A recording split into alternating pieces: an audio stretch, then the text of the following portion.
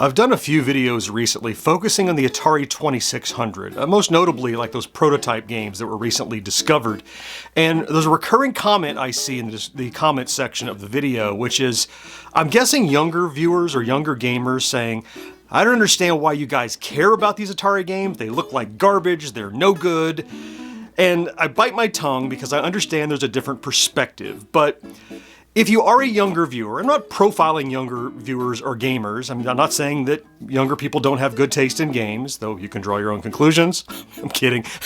But I understand that if you did not grow up with these games and you only first were exposed to games when they were of higher fidelity, why you look at these blocky things and wonder, how could anybody care? And again, there is some valid point to be made there. And recently, looking at those prototypes in particular, I was saying that these very well could have been part of the launch title, the lineup of the original 9 games that came out for the Atari 2600.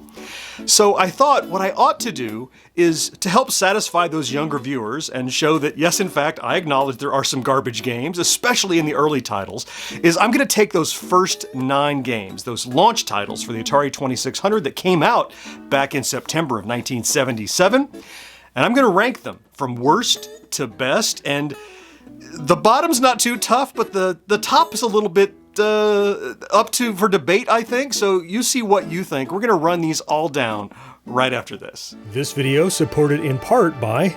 Playing VR, I tend to sweat. It gives me an edge. So King of Nerds happens to give me an edge too. Let King of Nerds give you the edge. Bye, King of Nerds. Hey there, welcome back to GenXGrownUp. I am John, and I am a GenXGrownUp. Thank you so much for clicking on this video.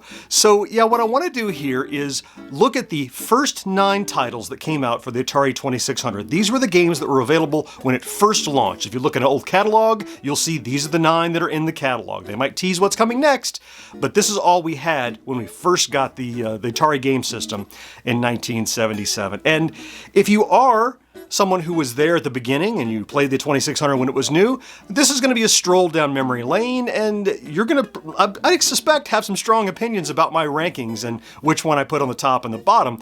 If you weren't there for the Atari and you only are seeing this kind of through the eyes of older people like us, I don't know what this is going to be for you. We'll find out, right? So I'm curious to hear from both groups to see if you agree with my rankings, if you were there, or if this even is pertinent to you, if it matters, if you were not. So let's get started with the first one, or the last one really, the worst of the 9 launch titles. And this is a pretty easy one to do. Of the 9, Basic Math.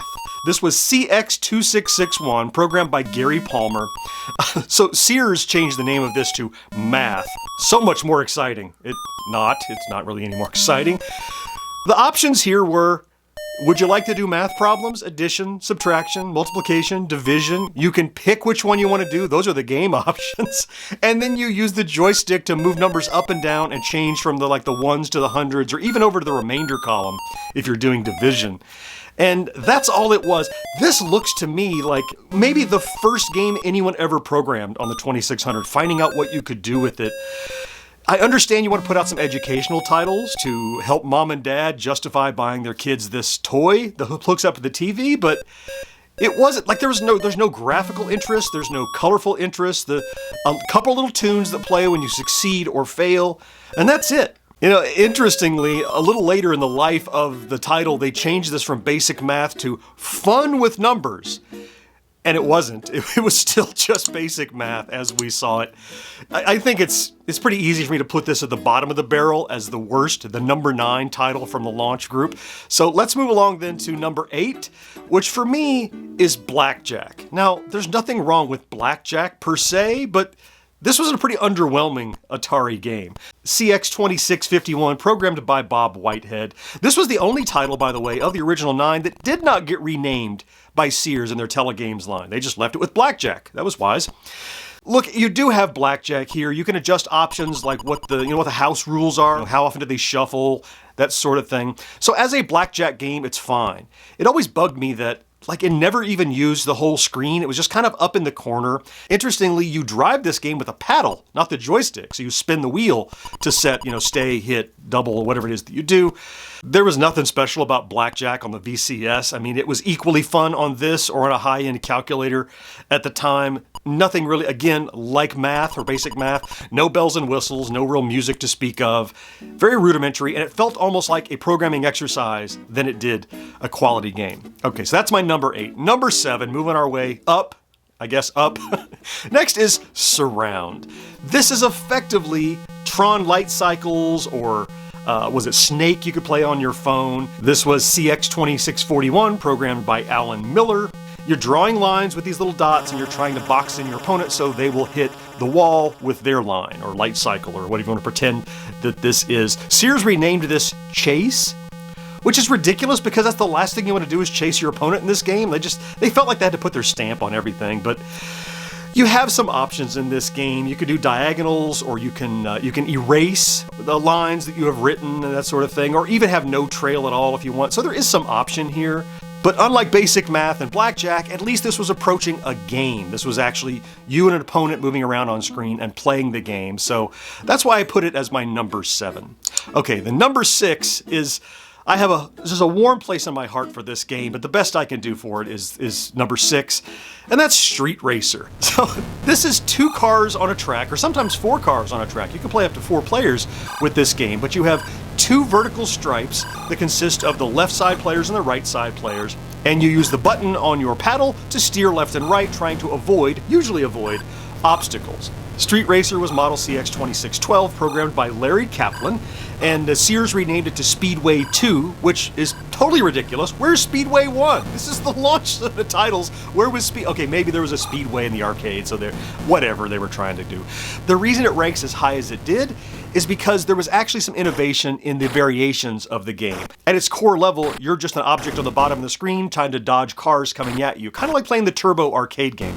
Very rudimentary version of that, of course, but they had some various options. They had slalom, in which case you were a little skier and you had to work your way back and forth between finding the hole in these walls. They even had these math versions where you picked up numbers and the numbers gave you a score, or even how your car changed, and sometimes you had to pick up a little plus and then you could merge that plus into a car that was shaped like yours. Like, you could see the developer trying to figure out how to put as much entertainment into this simple game as possible, so that's why it ranks where it does. Okay, moving up to the middle now, number 5 for me is a game I don't have a lot of experience with in my youth, but I played it more later, and that was Starship. Now, Starship was CX2603, programmed by Bob Whitehead. Sears renamed this Outer Space. Not bad, that's okay. Look at an early version of Star Raiders, or Star Master, even, from Activision, in that you were in outer space and the screen represents the forward-facing cockpit view of the stars and the enemies, and you kind of can move around and shoot the enemies that are there and dodge their bullets. I do like that they added some other options into this game, including just like a speed run where you're avoiding asteroids, or even a kind of a lunar lander. Now, the lunar lander option doesn't even fit in this game, but they added it, which is a nice value add. And you're just this little lander, and you look for the little moon, and you can fire your thrusters and land on it. And if you want to be competitive, the second player can drive the moon and kind of run from you, and you have to work hard to chase him to land on them. Interestingly, that's the only 2-player variant in this game. The second player can pick up the joystick and drive the moon and run away from your lunar lander to kind of make it more difficult. The second player doesn't get a score. It's just really, it's a game to play with. The second player is not really playing per se. But okay, now we're making it into the top 4. This is, I think, the cream of the crop of the launch titles. And here is where some consternation set in. I had to think hard about what I really honestly felt about these games and set aside my nostalgia and evaluate these purely on the quality of the game. So the number 4 then is Indy 500. This is the one that was packed with those cool driving controllers that were full rotation rather than just the paddles. CX2611, programmed by Ed Riddle and renamed to Race by Sears for telegames. Why did they want everything to just be more boring? Keep the names interesting, Sears. I don't know. Anyway, so it's worth noting that Indy 500 has no AI for racing. You can't race an opponent that isn't a living, breathing person holding a joystick. But they did have time trials, so you could try to beat your best time. So that was something. And this is a really good racing game and a great port, a spiritual port to the Indy 500 game that was in arcades that Atari had. The tracks were similar, and they added some variations, like not just racing, but running around picking up these flags around the screen. You had to race your opponent to pick those up, and the driving mechanic is spot on. Now, what I will say is, if you rated this game lower, I would say it's probably because you're playing it in emulation or you don't have those driving controllers, because without that, this game is nearly worthless. But with those driving controllers, this is an absolute multiplayer gem if you have the right opponent. And it takes a lot of skill to be a good driver in this, to kind of feather the gas and steer carefully and know what you're doing, know when to let up on the gas. It's a really good racing game, especially knowing that it was in the first slate of Atari games. Okay, 3 left. My number 3, Video Olympics. Now, Video Olympics is here because there's no Pong, and Video Olympics was the home of Pong. Interestingly, Sears renamed this Pong Sports, the only one they got right. The only one they named something better. Put your best foot forward. This is Pong. Pong on this cartridge. Everything else is a bonus. Turns out everything else was pretty good. Model number CX2621, programmed by Joe DeCure, and the only single-player variant on this cartridge is absolutely the first 2 games, and it's called Robot Pong, meaning you're playing against a robot competitor. Every other game on this cartridge is a 2 or more player, 2, 3, 4 player game. That doesn't mean it's bad. There's a huge variety of games, huge value on this cartridge. So you have Pong, single player, multiplayer. Effectively, you have things like doubles Pong and that sort of thing. And then you have variations on Pong that are well laid out, like basketball, volleyball, handball, hockey, foosball, which they called foos Pong, I think, but it was basically foosball on a table where you had all your guys moving with the paddle. Just for the simple fact that this cartridge had Pong and had so many interesting and widely varied options and different games you could play, lands it on number 3. If you had an Atari and didn't have Video Olympics or Pong Sports, I think you're really missing out. Okay, there are 2 left. Now, it was really hard for me to not put this next game at number 1. And I thought about it for a long time, and I think I have some really solid reasons. You probably see where I'm going with this already. So my number 2 Atari 2600 launch title is actually Combat. Now, you're probably thinking, how is Combat not number 1? I'll explain. I love Combat, and it's very close. Combat CX2601, programmed by Larry Wagner and Joe DeCure. This was the pack-in title for the Atari VCS by Atari for years and years and years until they switched to Space Invaders. And this is probably the most iconic game for the 2600, especially early 2600 games. It's the tanks, it's the jets, it's the biplanes, right? Now, remember too that this is entirely just a 2-player game. There's no AI, but when you had a friend fighting with tanks, and you could do the variations with, the bouncing bullets or invisible tanks or invisible walls, all the crazy things that they thought were good options to have in a game. And then they have the whole second half of this game that's often forgotten, but I loved it. All the biplane and the jets, and you can make the fat jet or the skinny jet. All they're doing is adjusting the width of the sprite, because you can adjust Atari has a register for how fat is the sprite. A hugely fun game, and one that holds lots of nostalgia for me. Sears renamed it Tank Plus, incidentally, which not a bad title, I guess, if you're going to rename it, but Combat is iconic. You should have just kept it as Combat, because it's absolutely in the top 2, according to me, according to my rankings, of the Atari VCS launch titles. Okay, if you've been keeping track, you know which one I've left out, so I'm not going to beat around the bush. My number 1 Atari VCS launch title is Air Sea Battle. Now, don't jump on me, hear me out.